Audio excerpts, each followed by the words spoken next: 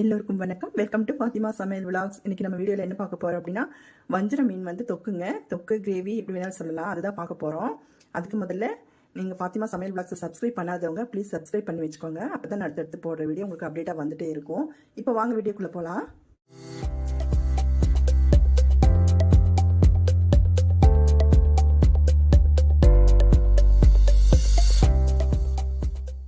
இது வந்து வஞ்சர மீனுங்க.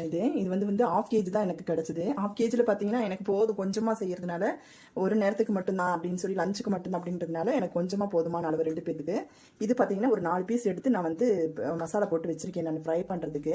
இந்த ஃப்ரை பண்ணுறது அப்படிங்கிறது இந்த மாதிரி வந்து க்ரீன் கலராக நம்ம மல்லி புதினாலாம் போட்டு செஞ்சுருக்கேன். இது வந்து நான் அடுத்த வீடியோவில் உங்களுக்கு நான் போடுறேன். இது இப்படி எடுத்து வச்சிருவோம். இந்த ஃபிஷ்ஷுக்கு தேவையானது இந்த தொக்கு சொல்கிறோம் இல்லைங்களா, இது வந்து இதுக்கு தேவையான மசாலா என்னன்றது பார்த்துக்கலாம். நீங்கள் வந்து ஒரு 1/2 கேஜி அளவுக்கு வந்து நீங்கள் மெஷர் பண்ணிக்கோங்க. ஏன்னா கிரேவி தானே, நம்ம கொஞ்சம் எக்ஸ்ட்ரா இருந்தாலும் தப்பு இல்லை. ஃபிஷ் வந்து நீங்கள் கூட குறைச்சி எவ்வளோ வேணாலும் போட்டுக்கலாம். ஆனால் நான் ஒரு 1/2 கேஜி அளவுக்கு நான் சொல்கிறேன். தொக்குக்கு தேவையான மசாலா என்னென்னு பார்த்துடலாங்க. 1 by 1 சொல்கிறேங்க. இது வந்து ஒரு 3/4 டீஸ்பூன் மிளகாய் தூள். ஏன்னா ஃபிஷ்ஷு வந்து 1/2 கேஜி அளவுக்கு இருக்கிறதுனால எனக்கு இது போதுங்க. காரம் உங்களுக்கு கூட குறைச்சா உங்களுக்கு தேவையான அளவு போட்டுக்கோங்க. இது நல்லா காரமாக இருக்கிறதுனால எனக்கு 3/4 டீஸ்பூன் போதும். அடுத்தது 1 டீஸ்பூன் தனியாத்தூள் மல்லித்தூள். அடுத்தது 1/2 டீஸ்பூன் மிளகு, 1/2 டீஸ்பூன் சீரகம், ஒரு 1/4 டீஸ்பூன் சோம்புங்க, பெருஞ்சீரகம்.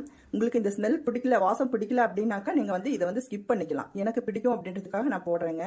உங்களுக்கு பிடிக்கல வேண்டாம் அப்படின்னா நீங்கள் இதை அவாய்ட் பண்ணிக்கலாம். ஒரு 1/4 டீஸ்பூன் மஞ்சள் தூளுங்க. ஏன்னா இதெல்லாம் நம்ம வந்து மிக்சியில் அரைக்க போகிறோம். அதனால தான் இது வந்து வறுக்க வேண்டியது இல்லைங்க. குயிக் அண்ட் ஈஸியாக செஞ்சிடலாம்.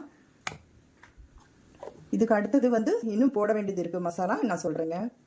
பாருங்கள், இந்த மசாலா வகையெல்லாம் பார்த்தாச்சு. உங்களுக்கு நான் சொல்லிட்டேன் 1 by 1. அடுத்தது நான் சொல்ல போகிறது வந்து ஒரு 5-6 பல் பூண்டு, சின்னதாக இருக்குதுங்க, 10 பல் இருக்கும். ஒரு நெல்லிக்காய் சைஸுக்கு புளி. அடுத்தது வந்து கொஞ்சம் ஒரு 100 கிராம் அளவுக்கு சின்ன வெங்காயம், ஒரு 4 தக்காளி பாருங்கள் கட் பண்ணி வச்சுருக்கேன். ஏன்னா இப்போ இது வந்து நம்ம அரைக்க தான் போகிறோம், அதனால் மேலே இருக்கிற அந்த இதெல்லாம் எடுத்துகிட்டு நான் உங்களுக்கு கட் பண்ணி வச்சுருக்கேன். 4 தக்காளி. இதெல்லாம் என்ன செய்ய போகிறோம் அப்படின்னாக்கா, மிக்சியில் போய் அரைச்சிட்டு வந்துடலாம். இதை ஃபஸ்ட்டு நீங்கள் வந்து பெரிய ஜாராக இருந்து ஒன்றா போட முடியும் அப்படின்னாக்கா நீங்கள் வந்து ஒன்றா போட்டு மிக்சியில் அரைச்சிக்கோங்க. அப்படி இல்லைன்னா இது தனியாக அரைச்சிட்டு ஒன்றா மிக்ஸ் பண்ணிக்கலாம். சரிங்களா, இதை அரைச்சிட்டு வந்துட்டு நம்ம பார்க்கலாம். பாருங்கள், எனக்கு சின்ன ஜார்லேயே கரெக்டாக இருந்துச்சுங்க. ஃபஸ்ட்டு வந்து ட்ரையாக இருக்கிறதெல்லாம் போட்டு ஒரு பல்ஸ் பண்ணிவிட்டு அப்புறம் வந்து தக்காளி, வெங்காயம், புளி, பூண்டு எல்லாம் அதிலேயே போட்டு அரைச்சாச்சு. அடுத்தது வந்து இது உப்பும் இதுலேயே போட்டு ஒரு சுற்றிட்டு வந்துடலாம். பாருங்க, எல்லாம் ஒரு பேஸ்ட்டாக நம்ம வந்து அரைச்சிட்டு வந்தாச்சு. இப்போ இதை வந்து என்ன பண்ணுவோன்னா, ஆல்ரெடி வந்து நான் வாஷ் பண்ணி வச்சுருக்கேங்க. தண்ணி மட்டும் வடிச்சிடலாம். இப்போ தண்ணி வடிச்சாச்சு. தண்ணி வடிச்சிக்கல இந்த மசாலாலாம் பரட்டிக்கலாம்.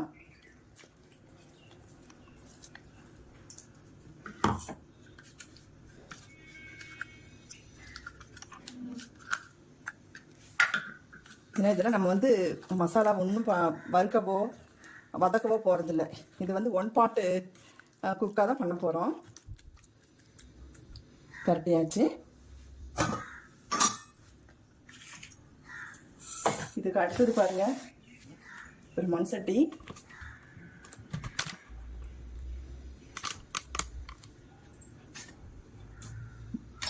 மண் சட்டி வாஷ் பண்ணி வச்சுருக்கேன்.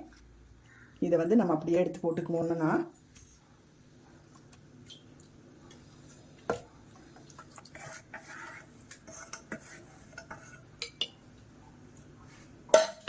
அடுத்தது பாருங்கள், மிக்சி ஜார் வந்து கழுவுன வாஷ் பண்ண தண்ணி இதில் அப்படியே ஊற்றிக்குவோம். இது கூட கொஞ்சம் நறுக்குன கொத்தமல்லி தழை. அடுத்தது ஒரு கொத்து கருவேப்பிலை இப்படியே போட்டுடலாம். அம்பிட்டு தேங்க இதை அப்படியே எடுத்து அடுப்பு கேஸ் மேலே வச்சிடலாம். முக்கியமானவங்களை மறந்தாச்சு, இது தேங்காய் எண்ணெய்ங்க. இது வந்து ஒரு 4 டீஸ்பூன் அளவுக்கு இப்படியே ஊற்றிக்கலாம்.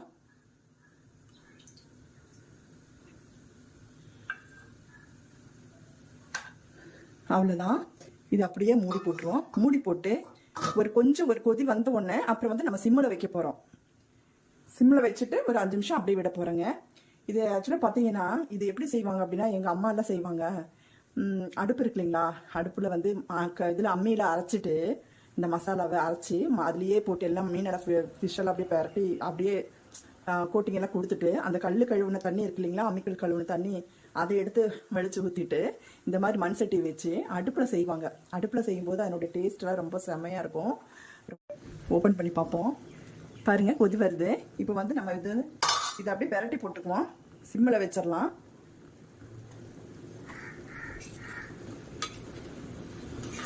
அடியெல்லாம் பிடிக்கல, இப்படியே இருக்கட்டும். இந்த நேரத்துக்கு உப்பு செக் பண்ணிக்குவோம், உப்பு புளிப்பெல்லாம்.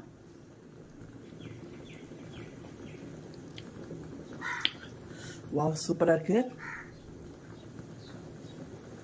செமையாக இருக்குங்க. போய் சாப்பிடணும் போல இருக்குது. கொஞ்சம் உப்பு தான் பத்தலை.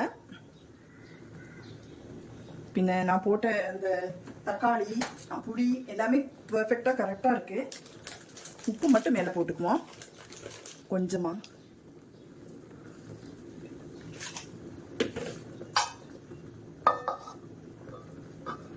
இப்படியே 5 நிமிஷம் இருக்கட்டும். இந்த நேரத்துக்கு இது இன்னொரு விஷயம் சொல்லிடுறேங்க. இது பார்த்தீங்கன்னா நான் சொன்னேன் இல்லைங்களா, அடுப்பில் செய்யணும் அப்படின்ட்டு. அடுப்பில் வந்து செஞ்சுட்டு எப்படி என்ன பண்ணுவாங்க அப்படின்னா, ஃபுல்லாக வந்து அந்த நெருப்பெல்லாம் எடுத்துடுவாங்க. எடுத்துட்டு அந்த தணல்லையே வேகும். அந்த தணலில் வச்சுட்டு அந்த நெருப்பை எடுத்து அப்படியே மேலே வந்து தம் போடுறதுன்னு சொல்லுவாங்க இல்லையா. பிரியாணிக்கு நீங்கள் வந்து பார்த்தீங்கன்னா இப்போ பெரும்பாலும் யாரும் பண்ணுறது இல்லைங்க. ஏன்னா இப்போ வாடகை வீட்டில் இருக்கவங்க இதெல்லாம் அந்த ஃபெசிலிட்டிஸ் எல்லாம் இல்லை. ஏன்னா நம்ம அடுப்பு எங்கேயுமே வைக்க முடியாது இல்லையா. சொந்த வீடுனாக்கா தனியாக நம்ம வந்து அதுக்கு உண்டான பிளேஸ் இருக்கும். நம்ம வந்து அடுப்பில் என்ன வேணாலும் செஞ்சுக்கலாம். ஒரு பிரியாணி செய்யணும், ஒரு ஃபங்க்ஷன் செய்யணும் அப்படின்னாக்கா நாங்களாம் பார்த்தாக்கா ஒரு 10 kg அளவுக்குலாம் நான் செஞ்சுடுவேன். ஏன்னா ஆளெல்லாம் வைக்க வேண்டிய அவசியமே இல்லை. எங்களுக்கெல்லாம் பிரியாணிலாம் நல்லா செய்ய தெரியுன்றதுனால அதிக அளவு செய்யணும் அப்படின்னா மட்டும்தான் வந்து ஒரு ஃபங்க்ஷன் வைக்கிற மாதிரி இருந்தால் மட்டும்தான் வந்து நாங்கள் வந்து வெளியில் ஆள் கூப்பிடுவோம். அந்த மாதிரி ஒரு இது என்னடா இருக்கிறேன்னு நினைக்க வேண்டாம், நான் சொல்கிறேன். ஏன்னா டைம் உங்களுக்கு இது வேகிற மட்டும் நான் சொல்லிடலாம் ஒரு இன்ஃபர்மேஷன் அப்படின்னு சொல்லிட்டு தான். இது பார்த்தீங்கன்னா இப்போ மேலே தம் போட்டுருவோம் இல்லைங்களா. தம் போட்டுட்டு இது பண்ணும்போது செம்மையாக இருக்கும், ரொம்ப டேஸ்டியாக இருக்கும். இது கொஞ்சம் வத்தட்டும் மசாலா, அப்புறம் நம்ம ஓப்பன் பண்ணி பார்க்குவோம். இப்போ 5 minutes ஆகிடுச்சு, 5 நிமிஷம் ஆகிடுச்சு. நம்ம வந்து ஓப்பன் பண்ணி பார்ப்போம் ஃபிஷ் வந்திருக்கா அப்படின்னு.